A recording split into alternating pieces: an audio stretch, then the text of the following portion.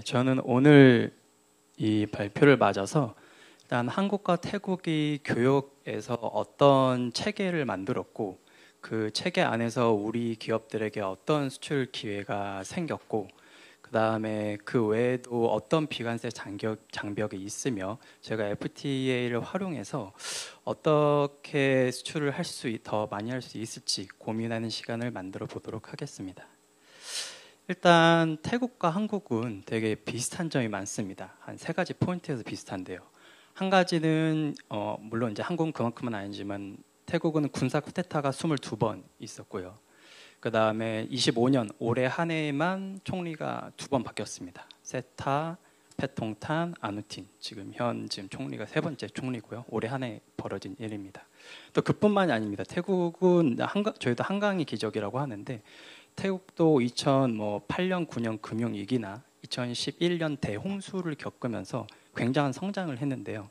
그 다음에 2008년, 9년 그 다음에는 경제 성장률이 8%, 2011년 홍수 이후에도 경제 성장이 8%를 했고 그 당시 교육 규모도 각각 50%와 20% 성장을 했습니다. 또 마지막으로 저희가 되게 들으면 놀랄 수 있는 정보가 하나 있는데 태국은 수출 의존도가 무려 50%에 달하는 나라입니다. 한국의 수출 의존도가 30% 정도인데요. 저희가 모두 너무 태국을 관광 국가라고만 인식을 많이 하고 있는데 실질적으로 태국은 수출 의존도가 한국보다 더 높은 나라고 민감도도 더 높은 나라입니다. 그럼 저 이제 본격적으로 한국과 이제 그 태국이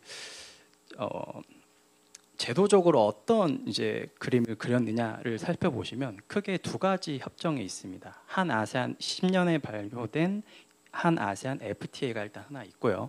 그다음에 22년도에 발효된 저희 RCEP이라고 하죠. 영내 포괄적 경제 동반자 협정이 있습니다. 일단 저 10년에 있었던 FTA에서는 아세안 10개국가 발효를 했고요. 22년에 있었던 RCEP에서는 일본, 중국, 호주, 뉴질랜드 이렇게 큰 시장들이 합류를 했습니다. 이제 이렇게 양적으로도 커졌지만 또 질적으로도 굉장히 비약적인 성과가 있었는데요. 이 전자부품이라든지 화학이라든지 이 부분에서 관세 추가 인하가 있었고요. 그 다음에 이 RCEP에서는 원산지 규정이 통일이 되면서 지금 한국과 이제 태국이 가공무역이 굉장히 발달해 있는데 서로 간의 그 가공무역의 토대를 만들었습니다. 그리고 이때 당시 이제 10년도에 당시에 이제 수출 증가 이제 두 효과를 좀 봐야겠죠. 10년도에 이렇게 FTA를 하고 어떤 효과가 있었느냐. 태국은 다음 연도에 무려 한국의 50% 수출을 늘렸고요. 한국은 태국의 20% 정도 수출을 늘렸습니다. 당시에 이제 수출을 이끌었던 품목들이 아직도 유효한데요. 지금 현재 여기 보시는 자료는 2023년도와 24년도에 이제 주요 한국의 대태국 수출 품목과 한국의 대태국 수입 품목인데 여기에 있는 이제 품목들이 당시 10년도에 이미 큰 상승을 이끌었던 품목들입니다. 태국은 지금 아세안 국가라서 아세안 국가들의 특징이 좀 다자간 협정을 많이 이용하는데요. 뿐만 아니고 태국은 굉장히 양자 협정도 굉장히 적극적으로 시행하고 있습니다. 저희가 보시는 것처럼 최근 인도나 호주, 일본 이렇게 큰 나라들이랑도 많이 협정을 맺었고요. 저희가 이제 조금 주목해서 봐야 될 협정들은 중국 아세안과 이제 일본 태국 협정입니다. 지금 태국에 가시면 저희 지나다니는 차의 내연 기관의 한 대부분이 도요타나 혼다 이런 일본 차들이 대부분인데 저때 있었던 일본 태국의 협정이 좀 큰 역할을 많이 했고요. 그 다음으로 지금 전기차 이제 전기차가 들어오고 있는 태국에 그 전기차의 대부분은 BYD 겁니다. 그거는 저 당시에 중국이랑 아세안 협정을 했을 때 전기차 부분에서 이제 관세를 빵으로 만들겠다는 그 효과가 지금 드러나면서 지금 관세 빵 퍼센트로 들어오고 있습니다. 중국에서. 그러면 최근에 그럼 태국은 어떤 FTA를 그리고 있느냐? 최근에 가장 큰 FTA는 EU와 한국입니다. 지금 EU는 협상을 하고 있고요. 25년 내에 타결 목표를 하고 있고 또 거기에 더해서 이제 우리나라도 예외는 아닙니다. 우리나라도 지금 두 개 앞에 있었던 그 협정 외에도 지금 추가로 원래는 저희 처음에는 EPA로 시작을 했지만 지금은 세파로 지금 포괄적 협정으로 지금 격상이 되었고요. 우리 기업들이 여기서 이제 체크해야 될 포인트가 두 가지가 나옵니다. 이제 보시면 저 앞에 썼던 한 아세안 FTA와 RCEP과 이제 곧 발효될 세파는 모두 관세율과 원산지 규정이 조금씩 다를 겁니다. 뭐 물론 이제 RCEP이나 이제 최근 것으로 오면서 관세율이 대부분 이제 많이 내려가겠지만 어찌됐건 관세율이나 관련해서 다 달라질 거고요. 저희가 좀 주목해서 봐야 될 점은 자동차 부품 분야에서 관세 인하가 될지 안 될지를 좀 저희가 주목을 해봐야 되고요. 또 추가로 이제 저희가 세파라고 했으니까 서비스 투자 부분에서도 조금 살펴봐야 합니다.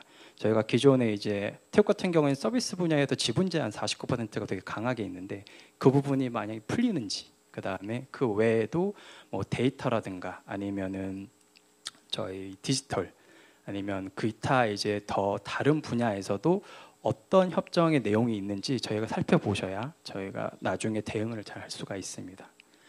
제가 알기로는 오늘인가 어제 7차 협정이 끝난 걸로 알고 있습니다. 그러면은 그럼 우리나라 이런 이제 태국과 그린 그림에서 어떤 수출 기회가 있느냐를 살펴보셨을 때 단연코 K 콘텐츠, K 소프트 파워는 정말 강합니다. 저희 지금 넷플릭스 태국 버전을 보시면 영화와 시리즈 모두 탑 10에 한국 콘텐츠가 상시로 10위 안에 모두 들어가 있고요. 거의 빠진 적이 없습니다. 어떤 제품이 어떤 콘텐츠가 올려는 빠진 적이 없고요.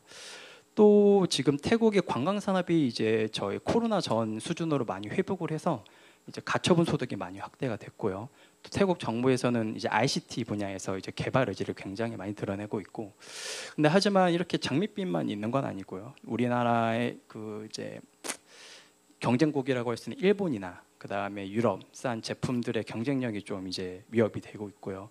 또 더 위협이 되는 건 개인적으로는 중국에서 이제 넘어온 물량들, 이제 소비재 물량이라든지 뭐 전기차라든지 이제 그런 분야에서 이제 중국의 가격 경쟁력이나 품질 경쟁력이 굉장히 올라가 있는 점도 한국에는 위협이 되고 있습니다. 그럼 이런 앞에 유망기를 바탕으로 품목을 좀 간단하게 소개를 드리자면, 일단 앞에 말씀드렸던 K 소프트파를 활용한 소비재 시장 점유율 확대. 뭐 태국 이제 에서 사시는 분들 한국에서 관광을 오시면 이제 대부분 제일 먼저 달려가시는 곳이 뭐 아시겠지만 올리브영입니다. 그리고 저희 무역관에서 입점 사업, 온라인 입점 사업을 할 때도 가장 먼저 보는 것이 올리브영에 들어가 있느냐 아니냐를 많이 봅니다. 왜냐하면 일단 올리브영이 들어가 있으면 저희 이제 태국 소비자들이 믿고 사용을 해보거든요. 그럴 정도로 이제 한국의 소비재에 대해서 굉장히 인기가 많고요. 또 참고로 저희 방콕무역관엔 태국 직원이 한 20분 계시는데 이제 보통 초년생은 이제 급여가 한 100만 원 정도 넘어가는데, 그분들이 한국에 오실 때 이제 어떻게 오시게 되냐면, 그렇게 뭐 일반 이제 관광으로 오시기도 하시지만 본인들이 좋아하는 아이돌 이제 콘서트를 보러 오시는 경우가 있거든요. 근데 그분들 아까 이제 한 달 급여가 100만 원이라고 말씀드렸죠. 그런 콘서트를 보러 오는 비용이 얼마냐면 일단 왕복 항공비가 들어가고요.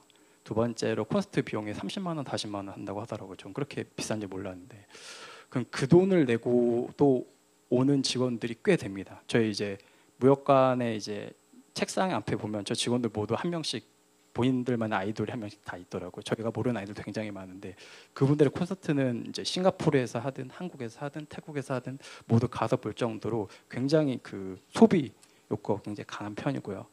태국은 참고로 아세안에서 GDP 총규모가 2에서 3위 정도에 해당하고 1인당 GDP도 3위 정도 하고 있습니다.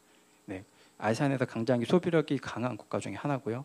두 번째로 또 태국은 2000년 이후로 인구 증가율이 1%입니다. 또 저희 또 무역관을 또 말씀드려야 되는데, 저희 무역관 20명 중에 이제 글로벌 스태프 20명 중에 17분이 여성분이시고 3분이 한국분이신데, 그 17분 중에 결혼을 하신 분이 한 분 계십니다. 한 분 계시고 나이는 정말 다양하십니다. 50대에서 20대까지 다 있고요. 그분 중에 결혼을 하신 분이 한 분이시고 애가 있는 분도 한 분이십니다. 지금 태국 출산율도 한국 못지않게 굉장히 낮은 편이고, 그런 면에서 봤을 때 지금 저출산 고령화가 굉장히 빠르게 진행되고 있구나라고 볼 수가 있고, 그렇다면 저희가 이제 중국과 한국에서 봤던 것처럼 한 명만 낳기 뭐 이렇게 출산율이 낮게 되면은 이제 유아용품에서 이제 프리미엄 제품들이 굉장히 각광을 받고, 그 다음에 또 펫, 저희가 또 펫 문화가 굉장히 한국도 발달했지만 이제 태국도 못지 않습니다. 태국에는 주요 그 사료 업체들이 모두 들어와 있고, 제가 판단하기로는 한국보다 태국의 사료 그 생산 능력이 훨씬 발달돼 있고 프리미엄급도 훨씬 많습니다, 실제로. 그리고 최근에 또 태국에서는 이제 보편적 보건 의료 제공이라고 해가지고 관련 이제 의료 서비스 지출이 점점 더 늘어나는 추세고요. 또 세 번째로 이제 친환경, 이제 정부의 친환경 정책에 따라서 현재 지금 신재생 에너지 이제 비중을 확대하다 보니까 이제 송배전이라든가 이제 전력 기자재 관련해서 수요가 뭐 어느 나라든 비슷하겠지만 지금 수요가 증가가 예상이 되고, 또 아울러서 지금 최근에 이제 태국 정부는 이제 전기차 생산 아세안 전기차 생산 허브를 천명하고 최근에 23년도에 생산을 시작했습니다. 물론 생산하는 브랜드는 BYD입니다. 네, 태국 브랜드는 아니고요.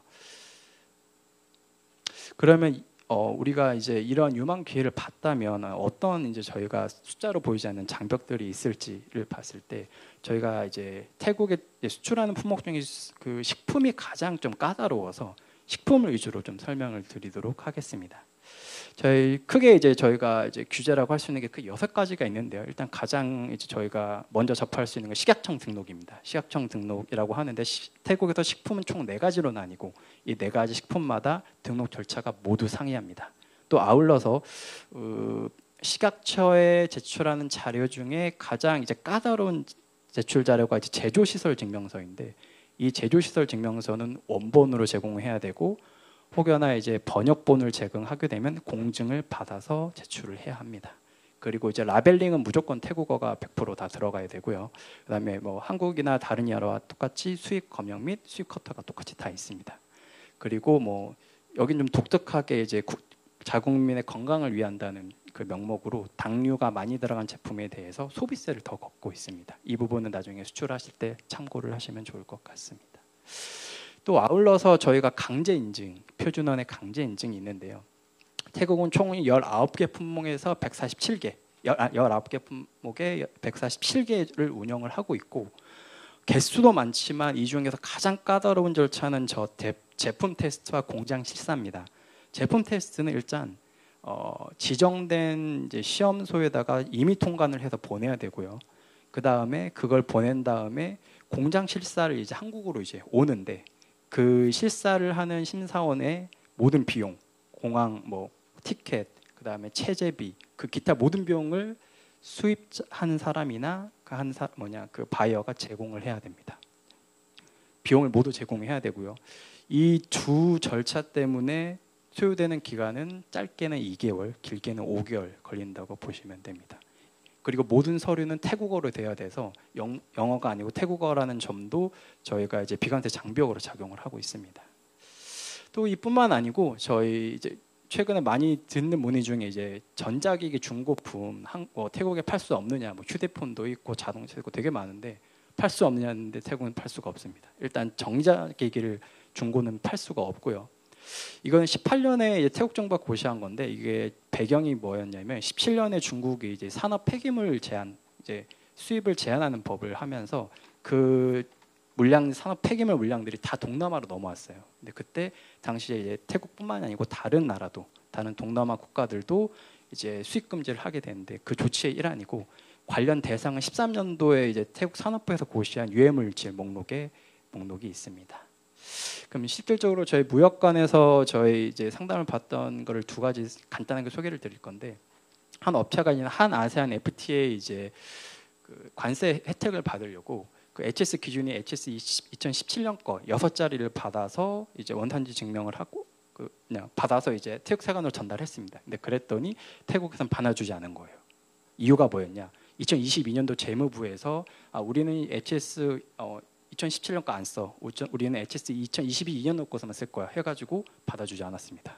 그래서 이제 저희가 이걸 어떻게 풀어야 하냐 이렇게 고민을 하다가 이제 알셉이 당시 2022년도에 발효가 됐잖아요. 그래서 알셉을 이용해서도 관세 혜택을 받을 수가 있더라고요. 그래서 그 한 아세안 FTA가 아니고 RCEP을 활용해서 관세 혜택을 받은 사례가 하나 있고요. 또 추가로 아까 또 설명드렸던 제조시설 증명서 아까 말씀드렸잖아요. 또 업체가 이제 바이어가 요청을 했습니다. 제조시설 증명서 영문본을 번역본을 줘 해가지고 한국에서는 보통 영문본이라고 하더라도 원본이라고 인정이 되거든요. 다른 나라 교육할 때 원본이 인정을 되는데 태국에서는 번역본은 절대 원본으로 인정하지 않습니다. 그래서 거기에 이견이 있어가지고 식약청에서 받아주지 않아서 이제 저희가 이제 고시를 확인했더니 이제 외국어로 작성된 문서는 태국어 또는 이제 공증 번역문과 함께 이제 공증을 받아야 된다고 되어 있더라고요. 그래서 저희가 관련해가지고 외교부 공증이랑 영사 인증을 받게 해가지고 수출을 한 케이스도 있었습니다. 그럼 이런 이제 FTA 활용해가지고 이거 그 어떤 이제 체크리스트 저희가 한 3-4가지를 말씀드릴 건데요. 일단 저희가 수입 통관을 할 때 가장 크게 보는 거는 원산지 증명인데요. 이게 가장 이제 화두가 되고 있는데 이 부분은 태국 세관도 굉장히 가장 까다롭게 부분이라 시간도 굉장히 오래 걸립니다. 그리고 두 번째로 이제 국가 간의 HS 코드가 이제 약간의 해석이 다르다 보니까 거기에 불일치를 해가지고 맞지 않는 사례도 굉장히 많고요. 뭐 기타 외에도 수입 여건 이제 관련 서류라던가 이제 태국 관세청에서는 사후 심사도 하거든요. 그것도 대비를 해야 한다는 점을 좀 아셔야 되고요. 또 이제 태국에서는 이제 관세청에서 HS 코드를 이제 검색을 할 수 있게 이제 사이트를 통해서 검색을 할 수 있게 열어놨고요. 관세뿐만이 아니고 이게 인증 대상 여부인지, 그럼 인증이면 어떤 기관의 인증을 받아야 되는지도 이 사이트를 통해서 확인을 할 수 있으니 이 자료를 좀 참고하시면 감사하겠습니다. 또 뿐만 아니고 아까 말씀드렸던 HS 코드의 그 상이한 해석 이런 걸 방지하기 위해서 태국에서 관세청에서는 품목분류 사전 확인 제도를 또 운영하고 있습니다. 여기에 이제 관련 서류를 구비해서 제출을 하시면 이 결과가 나오고 여기서 나온 결과는 유효 기간이 3년이 됩니다. 그래서 저희가 수출을 할 때 만약에 약간 HS 코드나 여러 가지 품목 분류를 어떻게 하는지 모르겠다 이런 거를 애매하시면 이 관련 제도를 활용하시면 좋을 것 같습니다. 또 아울러 이제 거의 마지막으로 이제 아까 앞에 말씀드렸던 표준원 인증 대상 여부인데요. 저희가 또 물건을 팔 때 이 제품이 인증 대상인지 아닌지 확인을 하기 어렵잖아요. 이 또한 이제 관련 표준원에서 웹사이트를 통해서 인증을 무료로 확인을 해주고 있으니까 이 사이트를 확인하셔가지고 수출할 때 활용을 하면 좋을 것 같습니다. 네. 저희 뭐 발표 내용은 마쳤고 참고로 저희 이제 발표 자료 보시면 안에 뭐 관세청이라든지 관련 기관의 그 웹사이트들이 담겨 있고요. 저희가 행사 홍보 저희가 최근에 이제 11월에 이제 방콕에서 행사를 하고 일간지나 뉴스레터 이런 것도 공유를 하고 있습니다. 네, 긴 시간 들어주셔서 감사하고 제 이름처럼 제 이런 팁을 받아서 슬기로운 태국 수출을 진행하시면 감사하겠습니다. 감사합니다.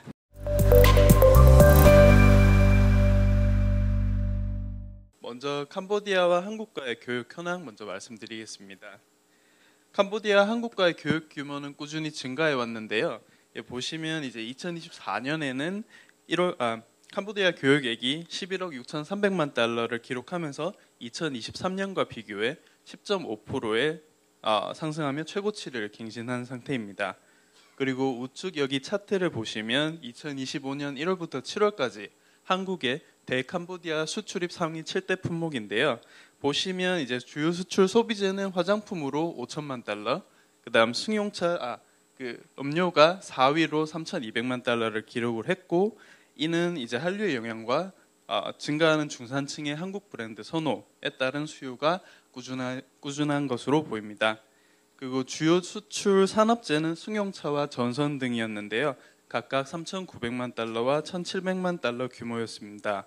또한 의약품이 7위로 1,500만 달러를 기록하면서 전년 동기 대비 35.3%의 급성장을 보여주고 있습니다. 현지에서는 최근 정부의 의료 인프라 개선 정책과 중소규모 클리닉 개소가 늘어나면서 이러한 수요가 증가한 것으로 보입니다. 그리고 주요 수입 소비재를 보시면 이제 편직제 의류, 직물제 의류, 신발, 가방 등 의류 품목이 대부분인데요. 총 1억 7,100만 달러로 성유 봉제업에 집중된 캄보디아의 제조산업 특성을 보여주고 있습니다. 그리고 주요 수입 산업재로는 자동차 제조 등에 쓰이는 제어용 케이블, 천연 고무 등이 있습니다. 현재 캄보디아 FTA 체결 현황인데요. 캄보디아는 1999년 아세안 회원국을 가입하면서 자유무역을 시작했고 2022년도부터는 독자적으로 중국, 아랍에미레이트 그리고 한국과 양자 간 FTA를 체결한 상태입니다. 한국과 체결된 무역협정은 총 3가지인데요. 한 아세안 FTA, RCEP 그리고 2022년 12월 발효된 한캄 FTA입니다. 현재 한 아세안 FTA 활용률이 가장 높은데요. 2024년 1월 1일부로 협정 관세율이 최저에 도달했고 그동안 지속적으로 활용해 오시던 기업분들이 꾸준히 사용하시면서 그 활용률이 가장 높습니다. 이제 최근에 발효된 왜 그 캄보디아 한국 FTA를 왜 많이 사용하지 않을까 궁금하실 텐데요. 다음 슬라이드에서 추가 설명드리겠습니다. 보시면 이제 한캄 FTA 같은 경우에 이제 한 아세안 FTA를 기반으로 이제 상호주의 품목에 대해서 이제 추가로 철폐가 좀 더 이루어졌는데요. 지금 실질적으로 이제 즉시 철폐 항목에 포함된 딸기나 포도 이런 부분들은 이제 캄보디아 시장 현지에 지금 많이 공급되고 있는 상태입니다. 하지만 한캄 FTA에 포함된 건설 중장비, 승용차 이런 주요 품목들은 5년 철폐, 10년 철폐로 단계적으로 이루어지기 때문에 아직까지는 활용률이 저조한 상태입니다. 2023년 기준으로 이제 한캄 FTA가 사용된 그 활용률은 30%였고 2024년에는 52.9%를 기록하면서 점점 많이 사용하고 계신 상태입니다. 다음은 2번으로 캄보디아의 수출 기회 요인 및 유망 품목입니다. 캄보디아는 현재 지금 2025년 경제 성장률이 6%로 이제 꾸준히 경제 활동 인구가 증가하면서 지속적인 성장세를 보이고 있는데요. 2029년에는 최빈국 지위를 졸업할 예정이고 이를 대비해서 캄보디아 정부에서는 외국인 투자를 적극적으로 유치하고 사업 환경과 생태계를 이제 기업 우호적으로 조성하려고 지금 많이 노력 중인데요. 이 정부 정책과 더불어 동남아의 허브로 이제 기능하기 위해서 최근 고속도로를 개통하고 신항만 그리고 지난 2주 전인 9월 9일에는 세계에서 9번째 규모인 신공항도 개항을 하면서 인프라 공급망도 발전을 거듭하고 있습니다. 하지만 여기서 이제 리스크가 있는 부분은 대부분 중국 자본에 의존을 해서 이러한 개발이 이루어지고 있고 여기 현지에서 지금 제조업 기지로 태양광 패널이나 BYD 자동차 그다음 여러 봉제 산업에 있어서 중국의 이 투자가 많이 이루어지고 있고 거기에 많이 의존을 하고 있기 때문에 그 부분은 리스크가 될 수 있습니다. 그리고 주목할 것은 이제 중산층에서 구매력이 증가를 하면서 건강이나 미용에도 관심이 높아지고 있는데요. 특히 한류의 영향과 K-뷰티의 트렌디함에 젊은 연령층이 선호도가 증가를 하면서 현지에서 이제 뷰티 팝업 스토어, 그다음 메이크업, 시연 행사 등 이런 행사들이 굉장히 많이 이루어지고 있습니다. 또한 헬스케어 산업 부분에서도 최근 헬스장이나 필라테스, 구기 종목 운동장 등 이런 다수의 시설이 생기고 있고요. 여기에 더불어서 정부에서는 이제 민간이나 이런 데서 그 의료 인프라도 개선을 하고 대형 병원도 리뉴얼을 하고 있고 현지에서는 산부인과나 성형외과 등 여러 중소규모 클리닉들도 많이 늘어나고 있습니다. 따라서 관련한 이제 건강기능식품, 의료기기 및 의약품에 대한 수요도 꾸준히 증가하고 있다고 말씀드릴 수 있겠습니다. 마지막으로 여기 지정학적 요인 보시면 이제 최근 2025년 7월에 캄보디아와 태국의 국경 분쟁이 발생을 하면서 태국산 제품 불매 활동이 지금 촉발이 된 상태인데요. 그래서 캄보디아 정부와 민간 기업들에서 이제 수출입을 대체할 수 있는 국가를 모색 중에 있습니다. 따라서 이러한 특수한 상황이 우리 기업 입장에서는 신시장으로 진출할 수 있는 새로운 기회가 될 수도 있다고 말씀드릴 수 있겠습니다. 다음은 캄보디아 시장 수출 유망 품목입니다. 첫 번째는 이제 주요 수출 소비재 1위를 달리고 있는 K-뷰티 그리고 음료와 조제 분유 등인데요. 지속적인 한류의 영향과 중산층의 가처분 소득이 증가를 하면서 그 규모가 점점 커지고 있습니다. 그리고 아까 말씀드린 이제 캄보디아 태국 국경 분쟁으로 인해서 그 K-뷰티에 뿐만 아니라 이제 K 소비재 전반으로 그런 수요가 대체 수요가 지금 확산되고 있는 상황입니다. 두 번째는 이제 헬스케어 산업 부문인데요. 아까 말씀드린 것처럼 이제 건강에 대한 관심이 증가한 것도 있고 중산층에서 구매력이 증가를 하면서 이러한 그 의약품이나 의료기기 부분에 대한 수요도 증가를 하고 있습니다. 현재 캄보디아는 출산율이 1인당 2.17로 굉장히 높은 상태고 현지에 가보시면 유치원이나 이런 교육시설에 대한 그 인프라가 부족하고 그리고 산부인과나 성형외과 같은 이런 특수한 그 클리닉들도 지금 많이 없는 상태여서 이제 신규로 개소하는 그 트렌드가 굉장히 확산되고 있습니다. 그리고 세 번째는 이제 정부의 온실가스 감축 등 이제 환경 보존 정책에 따른 신시장인데요. 아직까지는 캄보디아가 최빈국 지위에 있는데 좀 생소하게 들리실 수도 있을 것 같습니다. 하지만 캄보디아 정부는 최근 전기차 인센티브 제도나 그다음 중고품 수입 금지, 플라스틱류에 대한 특별세를 부과하는 등 친환경 정책을 계속 이어가고 있는데요. 이러한 그 정부의 지원 속에서 이제 친환경 재생에너지 사업 사업 형성 초기 단계에 있다고 말씀드릴 수 있겠습니다. 따라서 여기에 필요한 원부자재, 제조 설비, 충전소 등의 신규 투자 혹은 수출 기회라고 볼 수 있겠습니다. 다음은 3번 캄보디아의 비관세 장벽 및 FTA 활용 사례입니다. 비관세 장벽 첫 번째로 화장품의 사전 등록 및 인증 절차인데요. 화장품을 캄보디아로 수출하실 때 관세가 35%에서 15%라는 이런 고율의 관세도 있지만 보건부 산하에 있는 식약처에 여기 제품 등록을 미리 하지 않으시면 아예 수출이나 현지 유통 및 판매가 불가합니다. 따라서 이 식약처에서 운영하고 있는 캄포스라는 제품 등록 웹사이트를 통해서 이제 품목 한 건당 20불 정도를 내고 이 화장품 등록 필요 서류를 준비하신 뒤에 이제 이 제품 등록을 신청을 하실 수 있는데요. 이 사이트 자체가 좀 에러가 많고 하기 때문에 결국에는 서면 제출로 진행되는 경우가 대부분입니다. 하지만 그 현지 브로커를 끼고 하시고 그다음 현지 식약처 공무원 담당 공무원에 따라서 이러한 소요 비용이나 소요 기간은 좀 천차만별로 달라질 수 있습니다. 그리고 다음은 비관세 장벽 두 번째로 중고차의 수입 규제와 통관 절차입니다.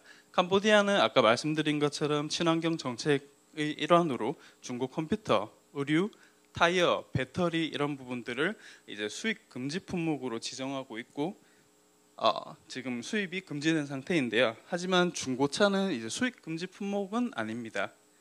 하지만 이제 실제 수출을 진행하시게 되면 세관에서 이제 규정 외의 방식으로 좀 통관을 어렵게 하고 있는데요.